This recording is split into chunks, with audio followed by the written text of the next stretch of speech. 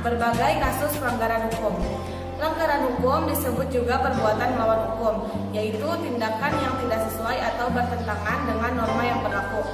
Pelanggaran hukum merupakan bentuk ketidakpatuhan terhadap hukum.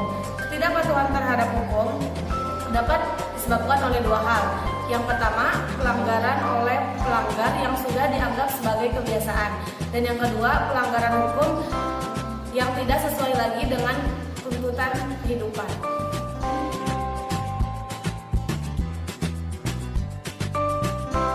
Ini beberapa contoh perilaku yang bertentangan dengan aturan yang berlaku. Yang A, dalam lingkungan keluarga. Yang pertama, mengabaikan perintah orang tua. Yang kedua, mengganggu kakak atau adik yang sedang belajar. Dan yang ketiga, menonton TV hingga larut malam.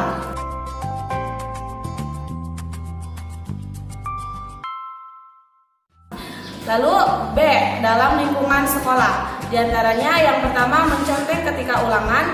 Yang kedua, datang ke sekolah terlambat. Dan yang ketiga, bolos pada saat pelajaran.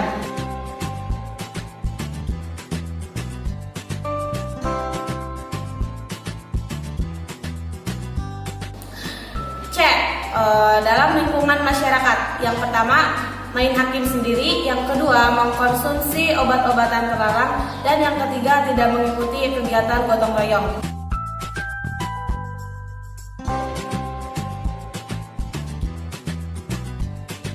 D, dalam lingkungan bangsa dan negara. Contohnya yang pertama, tidak mematuhi aturan lampu lalu lintas. Yang kedua, tidak membayar pajak. Dan yang ketiga, merusak fasilitas umum.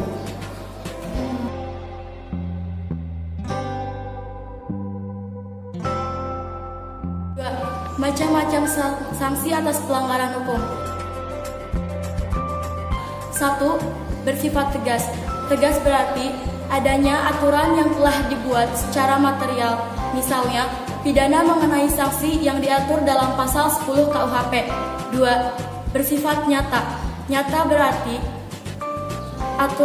adanya aturan yang secara material telah ditetapkan kadar hukumannya berdasarkan bentuk pelanggarannya.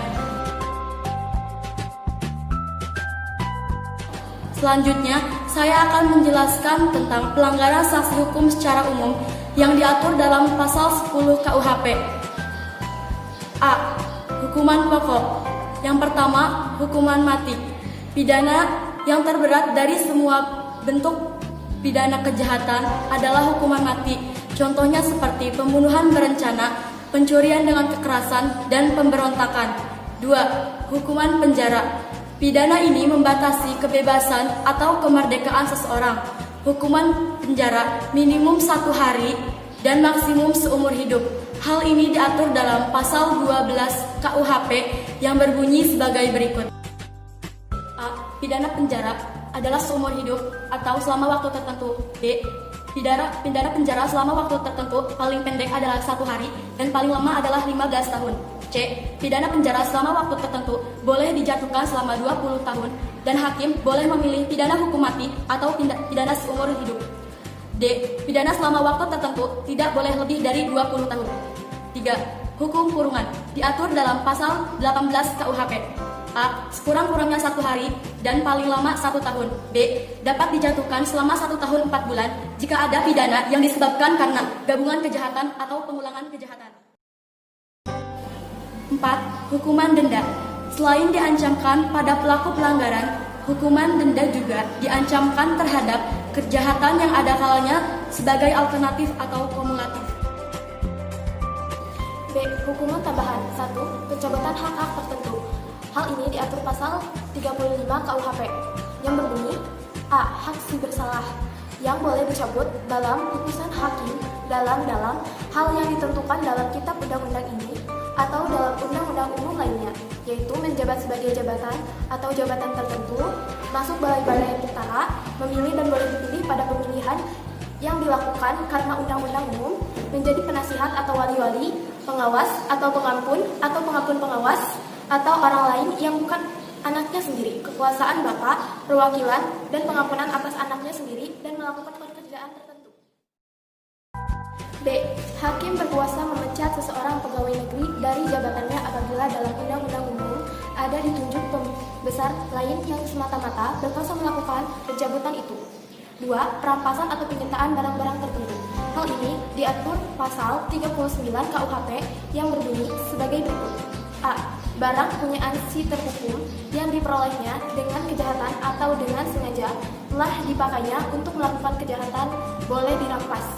B. Dalam hal menjatuhkan hukuman karena melakukan kejahatan tidak dengan sengaja atau karena melakukan pelanggaran dapat juga dijatuhkan perampasan, tetapi dalam hal-hal tertentu ditentukan oleh undang-undang. 3. Pengumuman keputusan hakim untuk mengumumkan kepada halayak ramai atau umum agar masyarakat umum lebih berhati-hati terhadap si terhukum.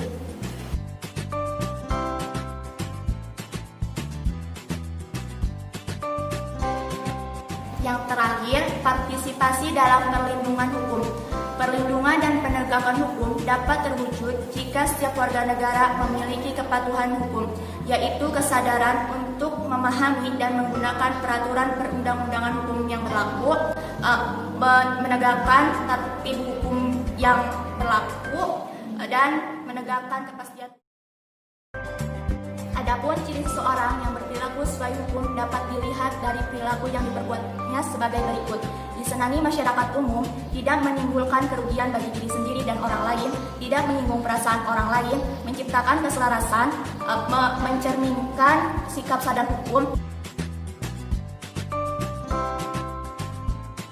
Berikut ini merupakan contoh perilaku yang mencerminkan kepatuhan terhadap hukum.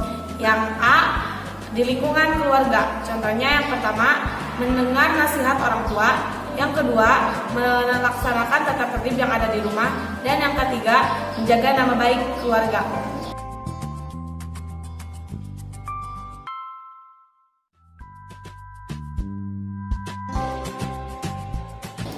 Lalu yang B, di lingkungan sekolah.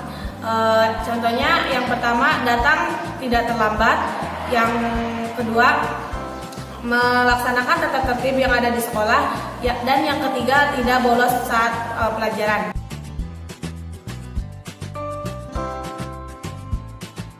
Lalu yang C, di lingkungan masyarakat. Yang pertama, tidak mengkonsumsi obat-obatan terlarang. Yang kedua, mengikuti kerjasama atau gotong royong. Dan yang ketiga, melaksanakan roda sesuai jadwal.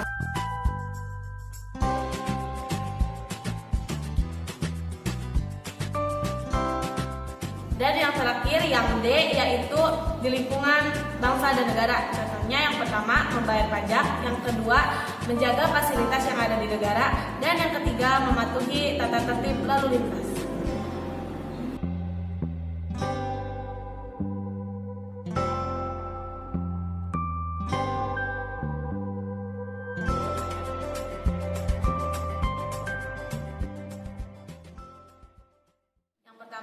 Dalam lingkungan keluarga, dalam lingkungan menonton TV hingga larut malam, dan C, mengganggu atau D, mengganggu kakak.